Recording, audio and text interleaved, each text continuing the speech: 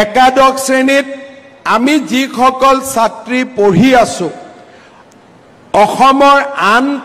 ঠাইত আজি এখন বেংক ড্ৰাফ্ট পাব আৰু আমাৰ ইয়াত বহি থকা ছাত্ৰীসকলক একেলগে দিয়াৰ যিহেতু ব্যৱস্থা নাই অহাকালি স্কুলৰ প্ৰিন্সিপাল বা অধ্যক্ষসকলে তোমালোকক বেংক ড্ৰাফ্টখন দিব কিন্তু অহা মাহৰ পৰা 11 তাৰিখে বেংকত 11 বজাত তোমালোকৰ মোবাইলত বা দেউতাৰ মোবাইলত টিকটিক আহিব 11 বজাত বেংকত এই টকাখিনি 11 তাৰিখে জমা হৈ যাব মই এই কথাটো এই কাৰণে কৈছো যে দেউতাৰ যেহেতু মোবাইলটো দেউতাৰ সকলোৰে মোবাইল নাথাকিব পাৰে দেউতাই ভাবিব পাৰে টকাটো ক'ৰ পৰা আহিলে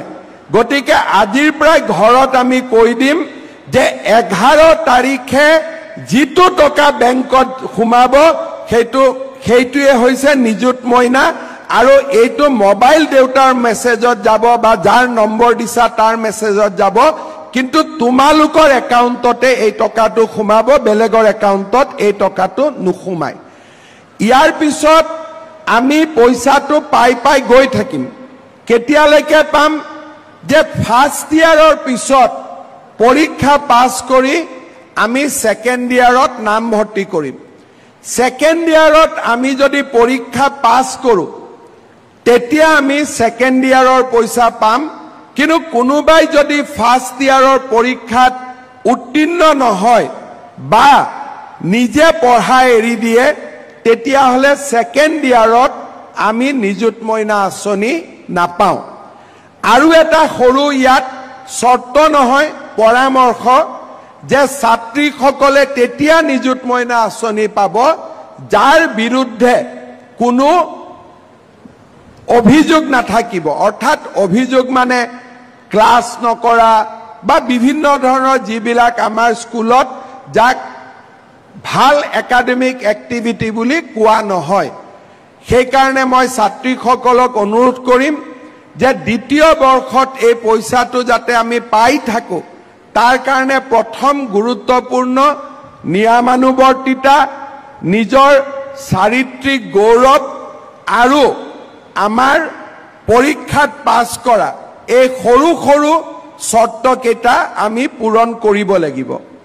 বছৰত আমি 10 মাহ পাম 2 মাহ গৰম বন্ধ থাকে গৰম বন্ধৰ 2 মাহত এই পইচাটো আমি নাপাওঁ আমি স্কুল চলি থকা সময়তহে আমি এই পইচাটো পাম কোনোবাই দ্বিতীয় বৰ্ষত নাম লগালে কিন্তু স্কুলত নাহে এটেন্ডেন্স নাই তেতিয়াও আমি এই পইচাটো দ্বিতীয় বৰ্ষত আমি নাপাম অন্তত আমি ইউনিভাৰ্সিটিয়ে যিমান এটেন্ডেন্স বিচাৰে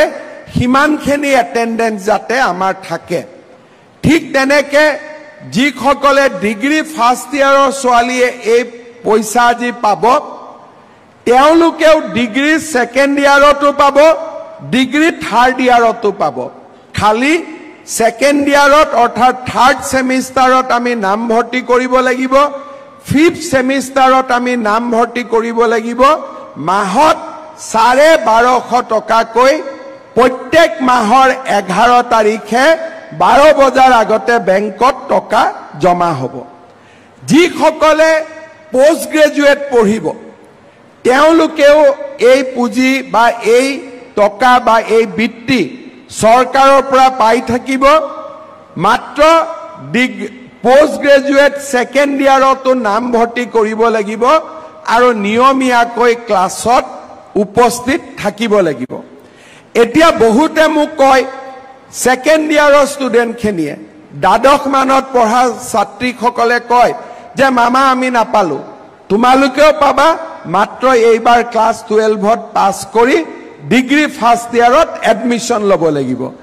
কোনোবা সেকেন্ড ইয়াৰ আৰু ডিগ্ৰী থাৰ্ড ইয়াৰৰ ছোৱালীয়ে কৈছে যে আমি পোৱা নাই মই উত্তৰটো মোৰ এইটো হ'ব তোমালোকেও পাবা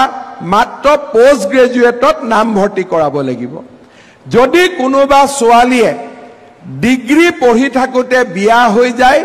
তেতিয়াও এই পইচাটো পোৱা নাযাব কাৰণ এই পইচাটো আমি এই কাৰণে দিছো যাতে ডিগ্ৰীলৈকে আমি বিয়াত নবহো।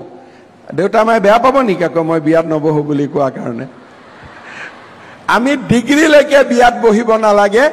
কিন্তু ইউনিভাৰ্চিটিত পঢ়া ছোৱালীখিনিয়ে বিয়াত বহিলেও বা বিয়া কৰিলেও এই বৃত্তি পাই থাকিব। অৰ্থাৎ আমাৰ এটাই প্ৰচেষ্টা যে আমাৰ ছোৱালীসকলে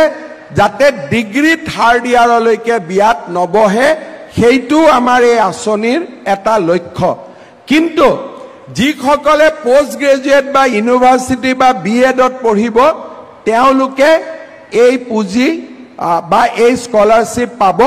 কাৰণ পোষ্ট গ্ৰেজুৱেট যোৱাৰ সময়ত ল'ৰা ছোৱালী বিয়া পাতিব লাগে বা বিয়া পতা নপতা নিজৰ সিদ্ধান্ত, তাত আমি পৰামৰ্শ দিব নোখোজো।